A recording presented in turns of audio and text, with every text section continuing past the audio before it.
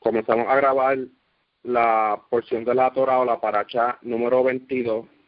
Se titula Vayahel, desde Shemot 35 al 38.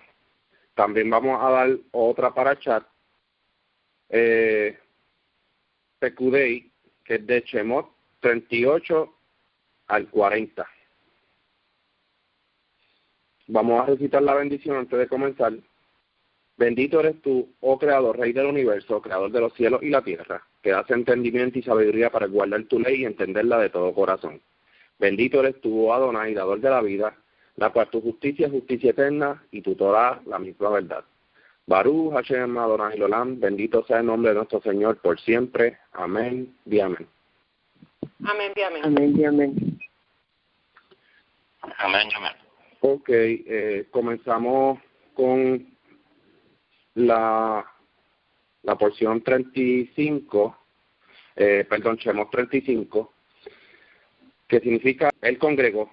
La sinopsis de esta es contribuciones para el tabernáculo, designación de los artesanos para la construcción del santuario, comienza la construcción, las cortinas del tabernáculo, los tablones para la estructura, cortina divisora, cortina de entrada, el arca sagrada, la cubierta, la mesa, el candelabro, que es la menorá, el altar de incienso, el altar de los sacrificios, la pileta de cobre, el tabernáculo, el Mishkan, cortina para la entrada al patio, que es del tabernáculo. Bien, esta paracha me acuerda de la anterior, y ese porque pues se menciona prácticamente los mismos instrumentos, las mismas acciones que deberían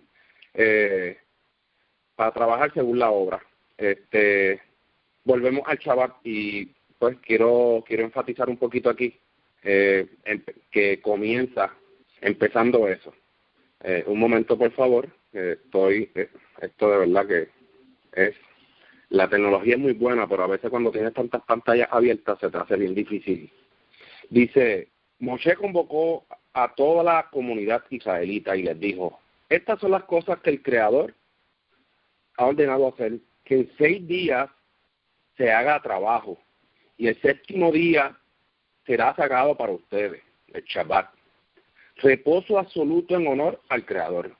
Si iniciesen ese día algún trabajo, será condenado a muerte. No encienda fuego en ninguna de vuestras viviendas en el día del Shabbat. Bien, aquí bien claro dice, ¿verdad? Volvemos otra vez un repaso a lo mismo. Se habla de un conteo, no se habla de una observación a la luna, al sol, a la cosecha. Se dice que en 6 días se haga el trabajo y el 7º día será consagrado para ustedes. Me gusta, ¿verdad?, que esta dinámica se queda grabada para estos oyentes, estas personas que están buscando de la verdadera fuente de la Escritura, que es un conteo de días. No se habla de una observancia a la luna, no se habla de una observancia al sol, a las cosechas, no, se habla de un conteo de días. Tan pronto termina ese conteo de días, volvemos otra vez al conteo. Esto es como el conteo de la semana. El lunes nunca va a ser llegado a llamar un viernes, o el martes un jueves, no. El lunes siempre va a ser siendo lunes. ¿Por qué? Porque es un conteo de días. Y sí, se le puso un nombre, pues claro, para identificarlo, pero cuando venimos a verlo, es un conteo de días, es un conteo de números, es algo, una ecuación como que simple. No podemos, ¿verdad?, como que complicar esta ecuación del conteo del 7º día con observancia a otras cosas, porque en ningún lado de la Escritura se menciona, incluso ni en el principio, se menciona este tipo de ecuación rara. Simplemente se dice que el 7º día el Creador lo separó y lo consagró. Así que para mí es bien importante, ¿verdad?, y fundamental comenzar con este escrito. Así que seguimos con la ronda con Eric. Adelante, Eric. Sí, gracias, claro. Bueno, esta paracha Pekudei, que quiere decir reunió, porque Moisés reunió a toda la congregación de Israel, ¿cierto? Empieza hablando un poco del Shabbat, ¿cierto? Y es importante, aquí se recalca que no encenderéis fuego en ninguna de vuestras moradas, vuestras casas, en el día de reposo.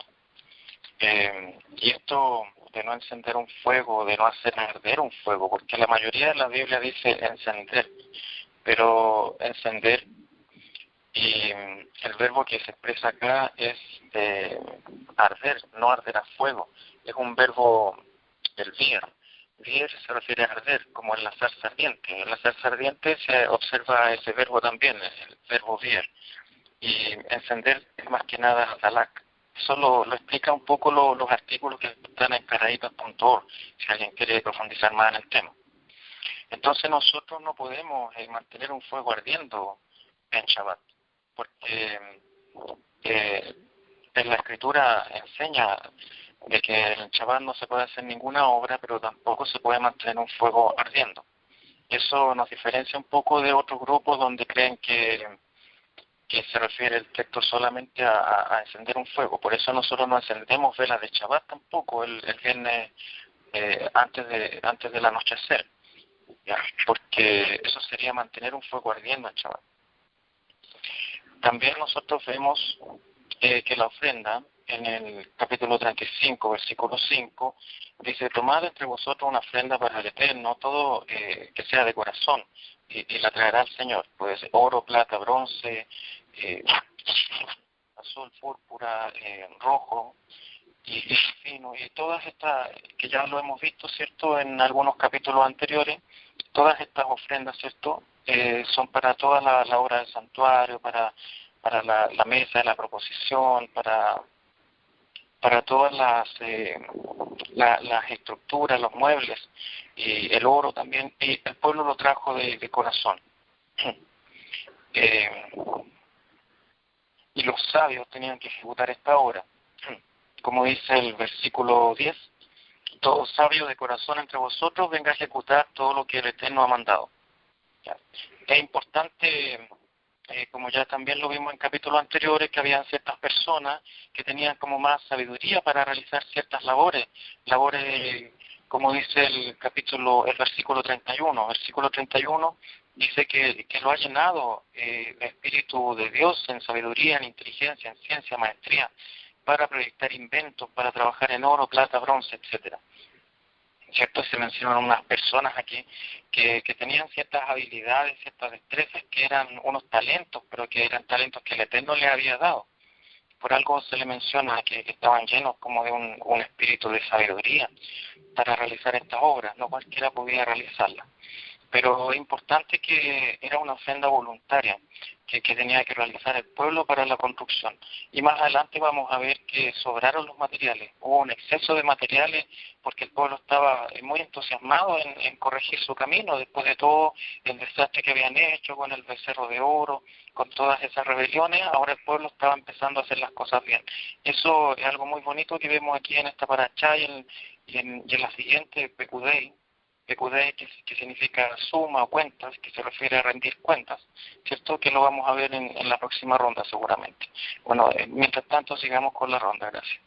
Gracias, Eddie, por el aporte. Y qué lindo es, ¿verdad?, cuando entienden realmente la instrucción, cuando uno da esas ofrendas voluntarias y demás, es que se ve que fue un pueblo que entendió esta obra, entendió el significado de lo que iban a hacer. Y yo creo que hoy en día pasa lo mismo cuando hay algún evento del cual uno puede entender para ayudar a unos hermanos, para un sinnúmero de cosas, ¿verdad?, que piden tal vez una ofrenda voluntaria.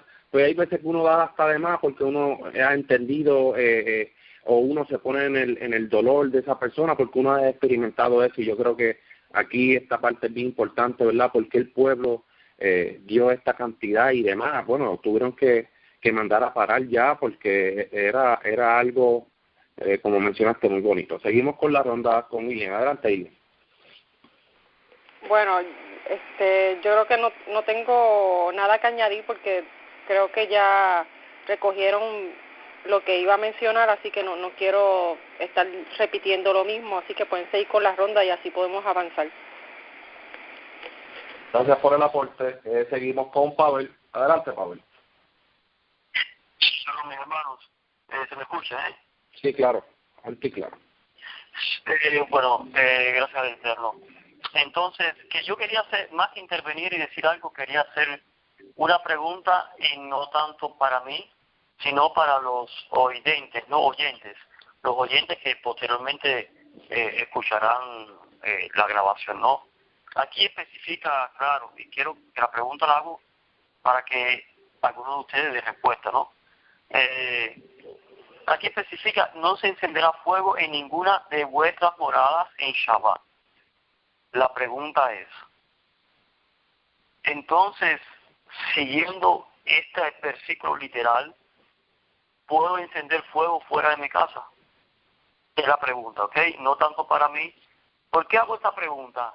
Porque en el pueblo, a nivel mundial, seguro que tanto caraítas como rabínicos, como de cualquier otra denominación, por decir denominación o rama del judaísmo, muchas personas fuman. No sé si algunos de ustedes lo hacen, yo en particular no fumo. Entonces, el fumador puede decir, voy fuera de mi casa a encender el fuego, encender la llama para encender el cigarro. ¿Qué se piensa acerca de esto? Es la pregunta. ¿Se puede encender el fuego entonces fuera de la casa, principalmente para esos fumadores? ¿Me da respuesta? Sí, bueno, en ese caso yo sería el próximo en la ronda. Me gustaría pues dar una opinión con referente a lo que Pavel hizo en pregunta, y claro, esto se hace para profundizar bien en estos estudios. Mira, este asunto yo lo veo como cuando va llegando panes y levadura, que el creador dice, pues sacará todos los dados, no se hallará de nada fermentado ni los dados en todas vuestras habitaciones. Lo mismo pasa con este mandamiento. No se encenderá fuego en el día del Shabbat. No se dice, ¿verdad?, fuera de tu casa, o etcétera, etcétera. Se dice en el día del Shabbat. So que el Shabbat esté dentro de tu casa, esté fuera, sigue siendo Shabbat. Yo lo veo, ¿verdad?, como una norma. Cuando panes y levadura se sabe que nosotros pues hacemos una limpieza profunda de no tener nada fermentado, agriado, que haya pasado un proceso de fermentación y ese tipo de cosas, pues nosotros pues sacamos eso de nuestra morada. Claro, estamos en la diáspora, estamos en el exilio, no se está cumpliendo a cabalidad lo que, ¿verdad?, según se estipula. Hacemos lo mejor que, ¿verdad?, lo mejor que está a nuestro alcance. Claro, a lo mejor, por ejemplo, yo estoy en Shabbat haciendo mi reposo, pero el vecino al lado está fumando o está haciendo una barbacoa, yo no puedo salir a decirle algo, hey, caballero, eso estamos en Shabbat, usted debe pagar eso. Yo creo que, ¿verdad?, son cosas que nos van a pasar a diario. Son muchas cosas que pues sí, ¿verdad?, según se estipula aquí, ¿verdad?, bajo mi punto de vista, lo que he podido analizar y estudiar y reflexionar, esto es una norma de un periodo de descanso. Si es Shabbat, no importa dónde tú estés, a dónde te metas, es el día de Shabbat. Y yo creo que el creador es bien específico, en el día de Shabbat no se puede encender fuego, no importa si es fuera o dentro. Yo creo que el ejemplo, hay un ejemplo en la escritura que cogieron a alguien recolectando madera para hacer fuego en Shabbat, y lo que están haciendo fuego en Shabbat, y yo creo que lo encontraron afuera, porque los que lo encontraron estaban caminando, estaban dando vueltas, y lo trajeron a Moshe, pues, y ya sabemos, ¿verdad?, el relato de lo que pasó. Pero ese es mi punto de vista, y es bueno que lo traiga porque de eso se trata esta parashá, ¿verdad?, estas contribuciones que damos semanalmente para todos estos oyentes que puedan entender el verdadero significado de lo que dice la escritura hebrea. No sé si a lo mejor Eric tiene algo diferente a mi punto de vista. Sigamos con la ronda con Eric. Adelante, Eric. Sí, gracias. Bueno, yo aproveché de buscar un poquito la palabra que dice habitación. Ya es la palabra Moshav, y según la concordancia Strong 4186H, dice que es una habitación, asiento, lugar de la vivienda, población. Ya también se puede considerar como población. Hay 2 versículos en la Biblia donde lo traducen como población. Entonces, también evidentemente tú mencionaste el ejemplo cuando un israelita empezó a recoger leña para encender fuego. ¿cierto? Y el resultado fue una pena capital. El otro tema es que en Shabbat no se puede hacer ninguna melajá, ningún trabajo, ninguna obra. Entonces, para poder encender fuego no es como, claro, antiguamente era mucho más complejo. Hoy en día uno aprieta un botón en la cocina y se enciende. Pero de todas maneras está realizando acciones que uno realiza en los otros días de la semana. En el campo todavía se enciende fuego de una manera bien compleja. Hay que tomar cortezas pequeñas, mezclar, usar quizás algún acelerante, combustible, papeles, pero tienen que ser pastillas muy delgadas para que se encienda el fuego. Y después se empiezan a agregar los leños más grandes, cuando ya hay carbón, digamos, un carboncillo incandescente.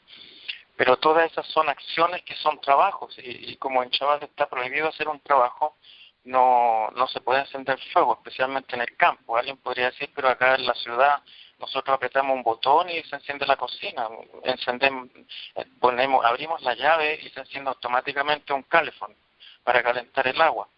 Pero a pesar de que sea automático el sistema acá en las ciudades modernas, digamos, nosotros, como vemos acá en la casa o en la población o en la morada, no se puede encender fuego en Shabbat. Es que esa palabra tiene un sentido amplio. Y nosotros lo podemos ver acá, como yo lo encontré en la concordancia de Strong H4186. Eso es lo que podría comentar por ahora. Gracias. Gracias, Eric, por el aporte. Incluso hay en Nehemías, también podemos ver ejemplos como en el día del Shabbat, los de Judá estaban profanando con ventas y transacciones, ¿verdad?, que son prohibidas. Incluso fueron reprendidos, fueron regañados. Entonces, cuando venimos a ver, ellos estaban fuera de sus casas, ellos estaban fuera haciendo transacciones. Incluso las puertas de Jerusalén se tuvieron que cerrar para que estos mercaderes no pudieran accesar adentro a hacer transacciones. Y yo creo que la palabra, como menciona Eric, Shabbat, es bien abarcadora, tanto como los animales que no se pueden poner a trabajar. Son un sinnúmero de cosas que recolectan esto de la normativa del Shabbat. Y es bueno que Pavel haya traído, ¿verdad?, esta pregunta para tenerla aquí como referencia. Así que seguimos con la ronda con Ilian. Adelante, Ilian. Sí, yo concuerdo con lo que han traído. Es bien interesante también que vemos que cuando se habla del fuego en Shabbat, de esta prohibición, se habla, como trajo el ejemplo Eric, de trabajo. O sea, no se puede encender fuego porque eso implica un trabajo de hacerlo, o sea, encenderlo y hacerlo arder y mantenerlo ardiendo.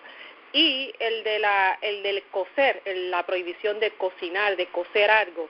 También el fuego se utiliza para cocinar y está prohibido el cocinar, el cocer algún alimento, alguna cosa, agua, lo que sea, en fuego, en Shabbat. Y ahí podemos ver, ¿verdad?, que podemos ampliar un poquito más este conocimiento de la prohibición de la prohibición del fuego en Shabbat. Otra cosa que es bien interesante, ¿verdad?, es que hay que ver, yo a veces me he preguntado y he visto personas que también tienen esa misma curiosidad o duda. Vemos que en Israel se ven las diferentes temporadas y está el invierno, el verano, etcétera, primavera, otoño. Entonces, a veces nos preguntamos, ¿y qué pasa en invierno en los hogares de personas judías? ¿Cómo ellos pasan esa temporada de frío sin encender fuego en Shabbat? Y es bien interesante, ¿verdad?, traer estos temas, porque siempre surgen estas dudas, estas inquietudes, y yo creo que también está en cada uno de nosotros saber qué acción tomar, porque es una responsabilidad individual de cada uno. Y yo creo que también sobre todas las cosas está el preservar la vida. Y el Shabbat también se le llama deleite. Y yo me pongo en una posición donde a lo mejor yo esté en un lugar donde esté nevando, haga frío, mi vida corra peligro, y no esté disfrutando del Shabbat porque estoy sufriendo del clima. Y hoy en día existen un montón de tecnologías que no necesariamente es fuego o no necesariamente necesito hacer un trabajo para ¿verdad? Para mantener ese calor. Están los heaters, ¿verdad? Que eso es algo eléctrico. Y yo personalmente, yo creo que yo no estoy en la posición de juzgar a un judío que utilice a lo mejor un heater en invierno para mantener su casa caliente en Shabbat, porque eso es su decisión, eso es algo personal entre él y el Creador le dará la sabiduría a él y lo juzgará a él en lo que él entienda que debe ser juzgado. Yo no estoy en esa posición. Así que como yo no estoy en esa posición, yo no enciendo fuego, yo no tengo heater, yo no tengo nada que haga, o sea, que sirva como para calentar algún tipo de comida y que sea de fuego. Y pues yo digo que eso está en cada quien y en la hay que ponerse en el lugar de cada quien. Cada quien está en una posición donde a lo mejor él tiene que razonar y pedirle al Creador entendimiento para saber cómo actuar. Pero nosotros no podemos señalarlo ni juzgarlo porque no estamos en la posición de esa persona. Y es bien interesante que estas discusiones se traigan, porque siempre hay como que ese miedo y todo el mundo quiere tener una respuesta precisa y clara, como que no, pero yo quiero una respuesta, yo quiero que tú me digas si se puede o no se puede. Y a veces hay cosas de las escrituras en estos tiempos donde no hay ¿verdad? Sabio, no podemos consultar a alguien que como a una persona como Moshe que pueda a lo mejor darnos esa respuesta concreta o una solución.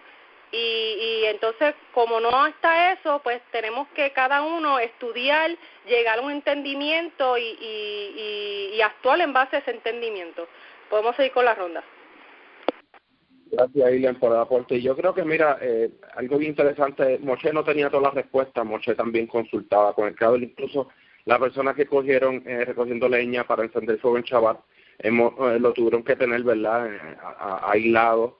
Y Moshe tuvo que preguntar porque no sabía qué iban a hacer con él. O sea que nosotros podemos hacer lo mismo, consultar con el Creador si estamos haciendo algo bien, si estamos haciendo algo mal, porque esa toma de decisiones que pasó en ese entonces, el pueblo se la dejó a Moshe. Le dijeron a Moshe, pues mira, nosotros haremos lo que tú nos digas, lo que el Creador diga, eso haremos. Tú consultas con él y tú hablas con él, que para que nosotros no muramos. Pero ¿sabes qué? Hoy en día David nos enseña también que el Creador está cercano a todo aquel que lo invoca de todo corazón. Y yo creo que aquí la fuente es nosotros buscar la manera también de buscarlo, de que nos enseñe cuál es el camino correcto, si lo que debemos hacer. Pero como dice Ilian, nosotros no somos quien para estar señalando ni juzgando, porque cada uno tiene una vida, ¿verdad?, diferente a la nuestra, cada quien tiene unas necesidades. Yo le doy gracias al Creador, que el Creador pues a mi familia nos ha prosperado grandemente, y yo les voy a compartir algo bien rapidito para proseguir con la ronda, perdón. Y es que antes nosotros cocinamos para 2 días, pero sabes que claro, antes de Shabbat, por ahora el día de Shabbat temprano nosotros lo que hacemos es picaera, ensalada, dip de fruta, ese tipo de cosas, y no tenemos que utilizar lo que son planchas eléctricas o ese tipo de cosas para a lo mejor como hacen los hermanos todos, que ponen una plancha eléctrica para calentar un poco la comida. Y yo creo que si el Creador te ha prosperado tanto, el próximo día tú puedes hacer una excepción de comer ir a cosas frías, cosas naturales, de ambiente natural. Y yo creo que son cosas, ¿verdad?, de cómo según las podemos ver y podemos canalizarlas. En mi caso personal, no tenemos que acudir a nada caliente. Termina el Shabbat, pues nos comemos algo calientito, pero mientras estamos en Shabbat podemos picar. El día anterior uno se da un banquete porque la comida ya está recién casi calentada. Y son cosas, ¿verdad?, de cómo podemos jugar con lo que tenemos a la mano. Y yo creo que cada quien, ¿verdad?, que el Creador pues los juzgues de acuerdo a sus acciones. Seguimos con la ronda con Pavel. Adelante, Pavel.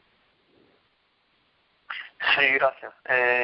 A modo de curiosidad, una vez la misma pregunta que que acababa de hacer mi hermana hace unos momentos, ¿cómo se calentaban en aquellos tiempos de invierno, ¿no?, en medio del desierto? Y le hice una pregunta a una persona y me dijo una de las opciones, ¿no?, que era que cogían piedras y las calentaban al fuego antes de Shabbat, de hecho, y ya cuando llegaba a Shabbat, esas piedras estaban bien calientes, el fuego se apagaba y con el calor que emanaban esas piedras, trataban de pasar la noche, ¿cómo decir?, en algo de calor, ¿entiendes? Es lo que me respondían con respecto a cómo se calentaba en tiempo de invierno en medio del desierto. Y realmente le di una explicación bastante lógica, ¿no?, en ese sentido, de que las piedras ya estaban calientes ya porque eran puestas al fuego con antelación, ¿no?, eran preparadas ya y emanaban ese calor. Y sí, realmente hacía esta pregunta porque incluso sabemos que los mandamientos siempre son los mismos y serán los mismos, y lo que pensaba en el transcurso que ustedes hablaban, lo único que ha cambiado es la manera de cómo lo cumplimos. En el sentido, ahora vamos a ver, o estamos viendo en esta parashá, de que los artesanos hacían la cosa del tabernáculo a martillo, pero ahora podemos ver de que los martillos no son iguales que en aquella época. Estos martillos de ahora, que si se van a hacer, que si se dice, hay historias, he oído, ¿no?, de que ya los implementos del tabernáculo están hechos ya. Me imagino que si lo hicieron a martillo, por decirlo, no se usaron los martillos que se hacían en aquella época. Son martillos más sofisticados, más resistentes, más fuertes, es decir, con mucha más calidad los objetos. Es decir, que los mandamientos de hoy, que no cambian, no varían, pero la manera de cumplirlo, de hecho, son otros, ¿no? Por ejemplo, antes, hablando así, los ortodoxos, vamos a decir los ortodoxos, antes no habían planchas calientes en el tiempo mosaico, ¿no?, en el tiempo de Moshe, y posteriores, no había planchas eléctricas, ¿no? Hoy por hoy los ortodoxos que hacen, ya tienen la comida ya hecha, lo único que hacen es calentarla en una plancha eléctrica. Otras personas lo que hacen es ponerla al sol, que el sol de la mañana sea que caliente la comida, en ese sentido. Y realmente no estamos usando ningún tipo de fuego, sino simplemente el calor del día. Otras personas que tienen la comida hecha, pero lo meten en microondas. El microondas no tiene candela, simplemente emite ondas de calor por decirlo, ondas de calor que calientan la comida. Otras personas,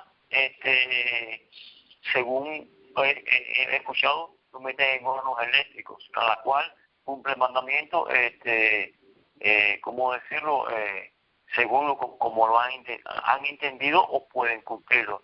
Pero el concepto es que el mandamiento siempre permanece, es ahí. Y hacía esa pregunta de no encender, ¿qué hacían las personas si pensaban que encendían fuego fuera de sus hogares?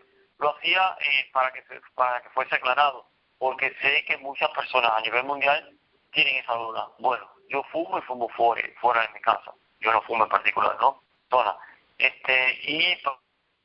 Sí, se fue la señal, Pavel. Sí, se le fue la señal. Pero bueno, puede, como quiera que sea, seguir hablando en la próxima ronda. El pueblo, esto ya yo sé que lo mencionó Eric, el pueblo de Israel hicieron contribuciones de todo corazón para la obra. Cuando da ofrendas voluntarias por cierta obra es porque se ha entendido bien el significado y la función que se hará, y lo que ha entendido lo ha entendido para bien. Hoy en día se ve esto reflejado cuando se realizan, ¿verdad?, algún aporte, que fue lo que mencioné, de generosidad voluntario. Esta obra fue una de las más grandes en todos los tiempos. En el capítulo se dice que dieron tanto que alcanzaba bien para la obra y hasta sobraba. Fue un pueblo que entendió el propósito de esta obra que el Creador demandó a los hijos de Israel, vuelve y se menciona, ¿verdad?, que Betsabé y Oliab eran los principales talentosos, más bien los que lideraban la obra. Yo digo, hoy en día existen, cuando vemos esto, hoy en día existen montones de personas talentosas. Vamos a darle el ejemplo que Pavel pues mencionó de los martillos, ¿verdad?, que no eran las mismas herramientas que se utilizaban antes, pero era sabiduría del Creador, y con lo hicieron excelente. O sea, que yo digo que no es la flecha, es el que la tira. Y aquí vemos que estas personas que estaban haciendo esta obra eran personas bien talentosas. Hoy en día se ve eso, se ve personas con mucho talento, pero mucho talento desperdiciado. Y pues, si nosotros supiéramos el valor de tornar estos talentos para bien, ¿cómo fuera nuestro entorno, nuestro planeta? Yo creo que sería uno hasta mejor si estuviéramos usando todos estos talentos para el bien común y el bien de nuestra tierra. Seguimos con la ronda con Eric. Adelante, Eric. Sí, gracias. Claro, me gustaría leer también lo que acabas de mencionar acerca de las donaciones. El capítulo 36, versículo 3, dice: y tomaron de delante de Moshe toda la ofrenda de los israelitas, que los israelitas habían traído para la obra del santuario, y ellos seguían trayendo ofrenda voluntaria cada mañana. Entonces los maestros que hacían la obra del santuario, dejando lo que hacían, vinieron y dijeron a Moshe: el pueblo trae mucho más de lo que se necesita para la obra que el Eterno mandó que se haga. Entonces Moshe mandó a pregonar por el campamento: ninguno haga más ofrenda para la obra del santuario. Y así el pueblo fue impedido de ofrecer más, pues tenían material abundante para toda la obra y sobraba. Entonces aquí vemos como el pueblo, ¿cierto?, se había tomado en serio la construcción del santuario, y aquí todo indica de que estaban corrigiendo sus caminos, porque estaban interesados en alcanzar el perdón y restablecer el culto a su Dios, al Creador, al Dios de todos nosotros, al verdadero, al Dios de Israel. Y más adelante quería ir al versículo, capítulo 38, ¿cierto? Aquí hay muchas especificaciones acerca de cómo construir, por ejemplo, la mesa de pan, los candelabros, el arca, ¿cierto? Pero yo quería irme a otro, donde veo cosas que son para mí relevantes, ¿cierto? Para aquí vamos a empezar a leer todos los gramos que pesaba un plato de oro, qué sé yo, y todo eso. Se habla de 50 corchetes también para las cortinas que cubrían el santuario.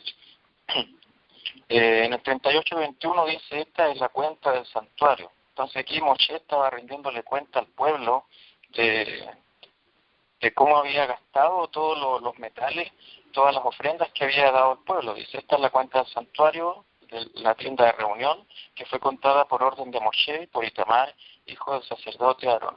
Nosotros vemos acá que Moshe, él quería también tener confianza del pueblo, porque el pueblo donó oro, donó telas, donó pieles. Entonces él no quería que hubiera una desconfianza hacia él, por eso él rindió cuenta. Él era Moshe, no tenía por qué hacer eso, pero lo hizo, y digamos, para que no estuvieran murmurando también, pienso yo, acerca de él. Y nosotros también tenemos que tener esa conducta. Pues si, por ejemplo, nosotros tenemos un cargo dentro de la comunidad y manejamos algún tipo de donación, tenemos que rendir cuentas también por todo lo que nosotros, cómo administramos esos recursos, pienso. En el 39 nosotros vemos acá en el versículo 43, algo que me pareció relevante. Dice que Moshe vio toda la obra y comprobó que la habían hecho como el Eterno había mandado, y los bendijo.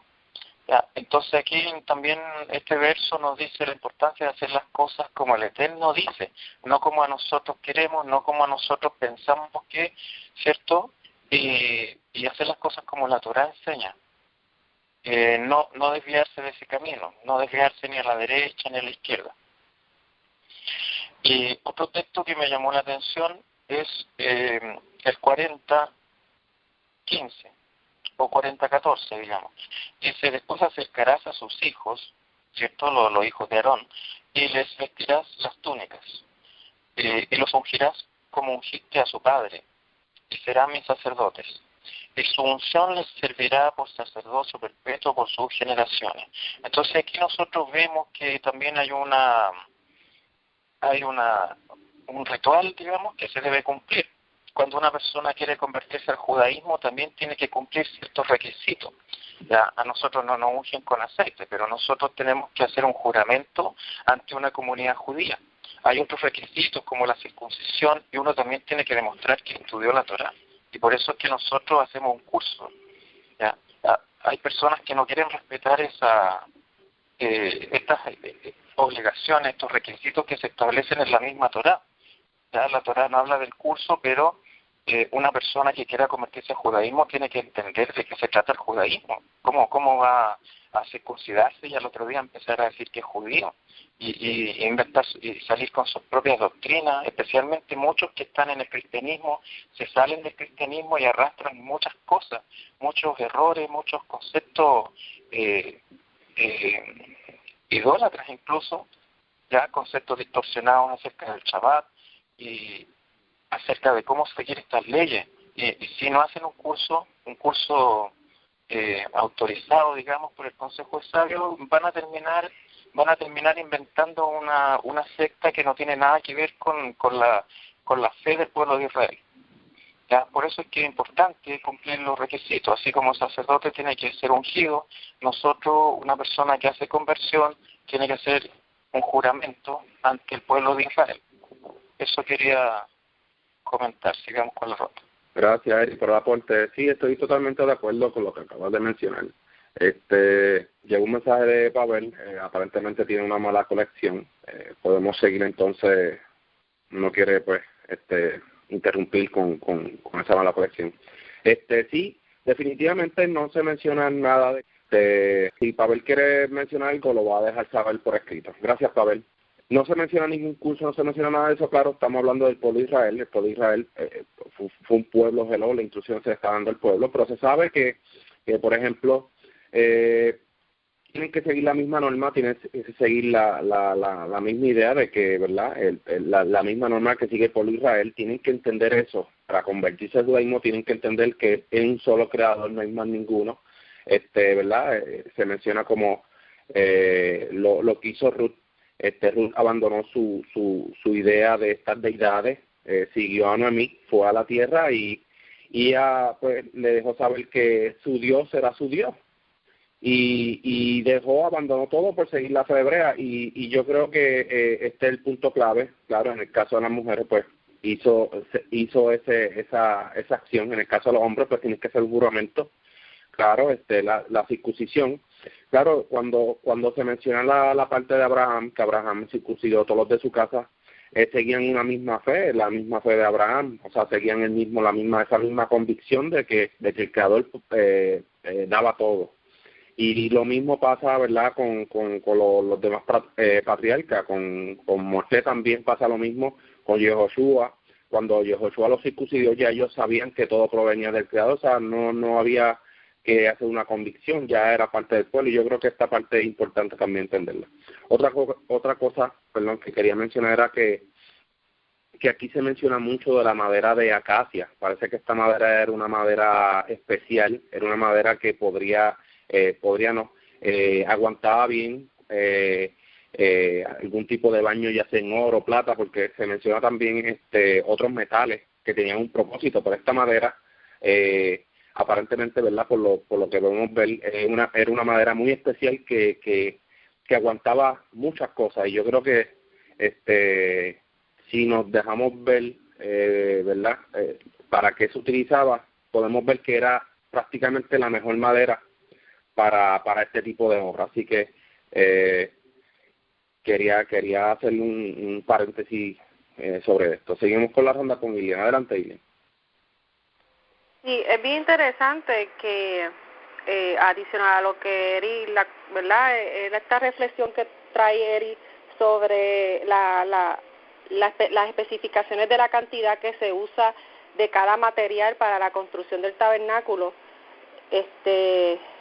yo también lo veo de una manera bien curiosa, y creo que se había mencionado anteriormente, y es el despojo tan grande que se hizo de Egipto, porque hay que ver que la mayoría de todas estas cosas, que los israelitas eran esclavos en Egipto, o sea, no tenían riqueza, y todas estas riquezas que ellos, ¿verdad?, dan como de todo corazón como ofrenda para la construcción del tabernáculo, fue de todo el despojo que se llevaron de Egipto.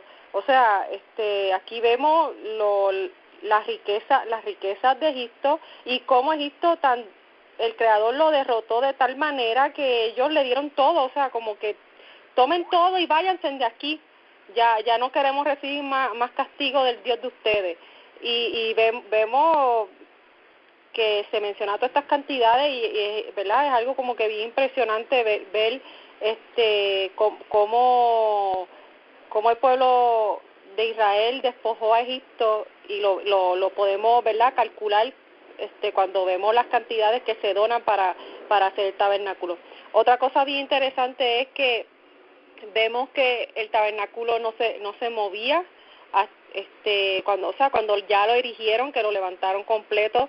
La nube reposó sobre el tabernáculo, y no se movía hasta que no se levantaba esa nube, y por el día era una nube, ¿verdad?, como espesa, y por la noche era fuego, que es bien interesante, ¿verdad? Este relato es impresionante, el que me imagino, ¿verdad?, la impresión de cuando ellos presenciaban ¿verdad?, esta manifestación del Creador en el tabernáculo, en lo que ellos habían construido. Otra cosa que quería mencionar es sobre, ¿verdad?, lo que estaban hablando del conocimiento, que hay personas que están saliendo, ¿verdad?, de otras doctrinas y desconocen de algunas cosas, y es algo bien importante antes de ¿verdad?, cuando uno está haciendo este proceso, aprender de alguien que ya esté viviendo la Torá. Y eso lo vemos en las Escrituras, vemos que los extranjeros vivían dentro de Israel, cumplían en ciertos aspectos, casi en todo, con las leyes del Creador. Y este extranjero aprendía porque convivía con el israelita, y sabían cómo es que, ¿verdad?, cuáles eran las normas que el Creador le había dado a ellos. Y este extranjero, que entonces, después de haber aprendido todo esto, haber convivido con ellos, deseaba de todo corazón hacer el pacto, pues entonces ahí se hacía, ¿verdad?, en el varón pues se hacía la circuncisión, y ya ahí podía pues ofrecer el Pesaj, ¿verdad?, comer del Pesaj. Y es bien interesante, ¿verdad?, que hoy en día, si nosotros somos, ¿verdad?, extranjeros, tenemos que acercarnos a ¿verdad?, a una comunidad, a los judíos, ¿verdad?, al pueblo de Israel que esté cumpliendo con la Torá, y aprender, dejarse, ¿verdad?, encaminar por lo que es la Torá, y aprender de cómo se cumplen las leyes, los estatutos y los preceptos. Y entonces, después que uno aprende, es que uno, ¿verdad?, si en tu corazón es tu deseo pertenecer al pueblo, pues entonces tú sigues unos procesos y unas normas que la comunidad te va a pedir, porque no se trata solamente de una relación tuya con el Creador, también se trata de una relación tuya con el pueblo, porque cuando el Creador reúne al pueblo, tú vas a vivir, o sea, el pueblo vive en comunidad, tú vas a vivir en comunidad con el pueblo, y es bien importante que el pueblo también sepa que tú hiciste las gestiones pertinentes para poder estar ahí conviviendo con ellos. Y es bien interesante, ¿verdad?, que se hablen de estos temas. Y nada, no quería traer mucho de esto, porque no quiero salirme de lo que la parashá habla, pero que es importante hablar de estas cosas. Vamos a ir con la ronda. Gracias, Aileen, por el aporte.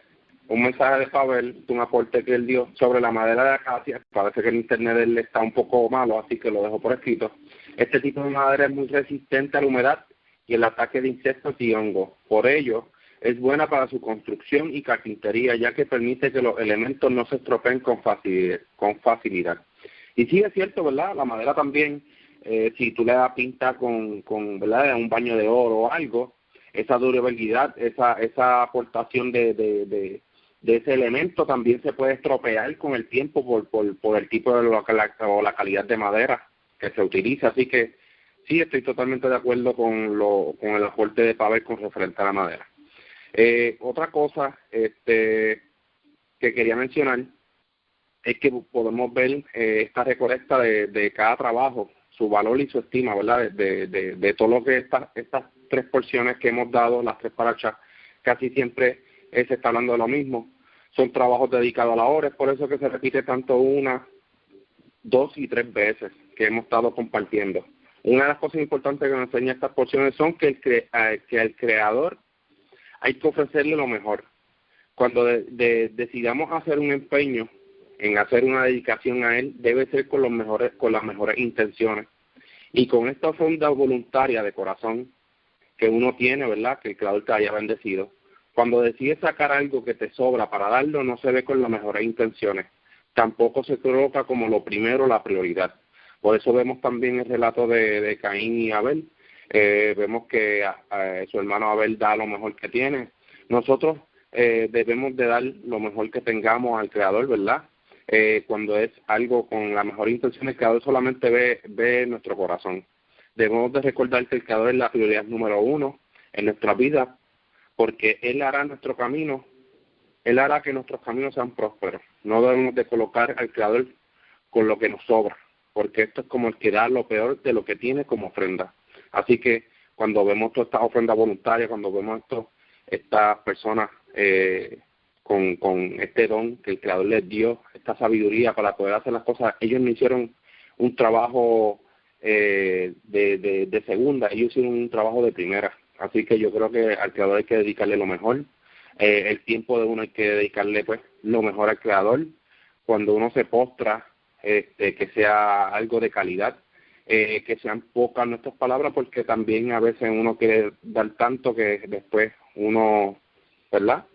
Todo según el corazón de cada uno lo que tenga, pero yo creo que siempre hay que darle al Creador, hay que darle lo mejor. Un punto, ¿verdad? Mío, al leer todo lo que se ha recolectado. Seguimos con la ronda con Eric. Adelante, Eric. Sí, gracias. Enseñanzas muy interesantes en las 2 parashas que acabamos de leer. Estas parashas se leen juntas cuando el año es normal, con 12 meses lunares, porque cuando es con un año bisiesto se leen separadas. Eso estuve leyendo yo en unos comentarios de algunos hermanos. Y bueno, estamos ya terminando en el Éxodo capítulo 40, versículo 31. Acá encontré que Moshe, Aarón y sus hijos lavaban en ella sus manos y sus pies.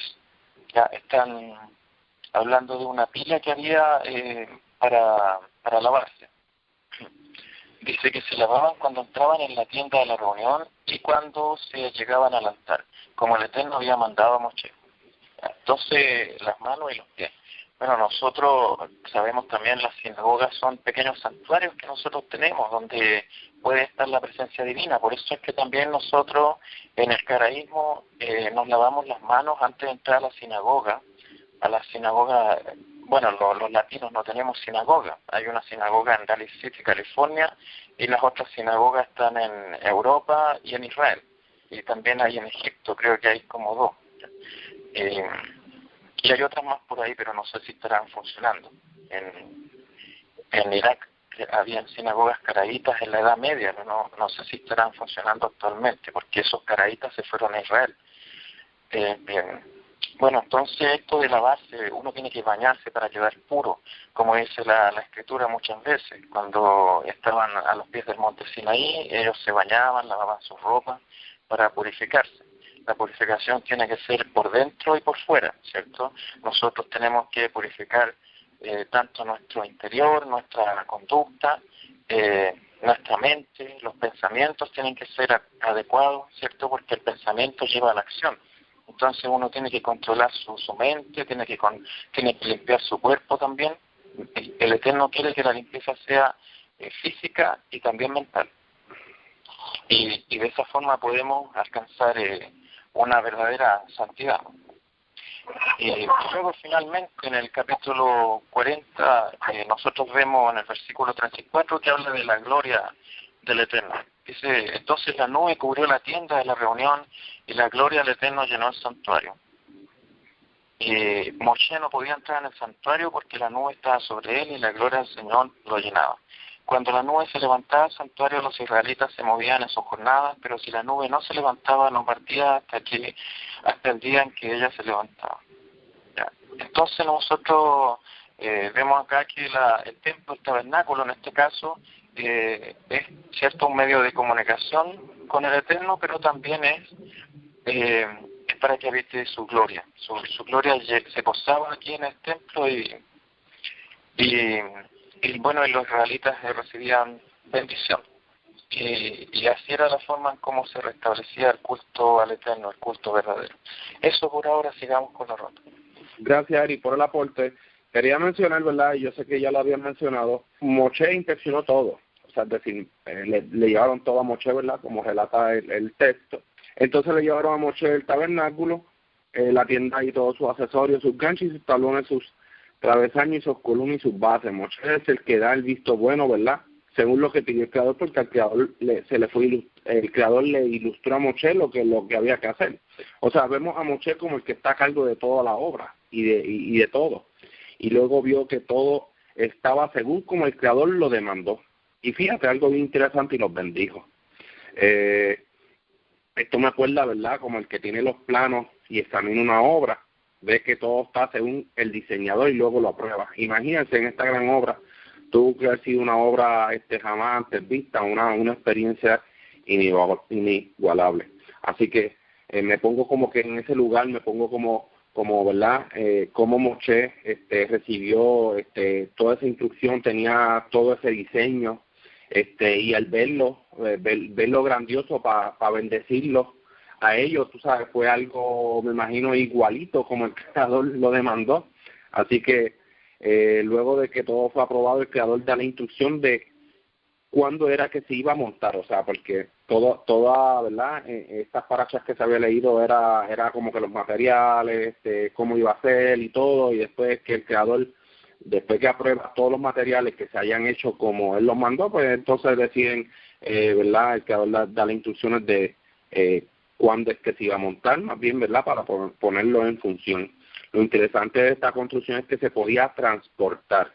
O sea, el Creador no hizo algo como para dejarlo fijo, ya que ellos iban a estar, ¿verdad?, moviéndose, como mencionó yo el hermano Eric. Esa columna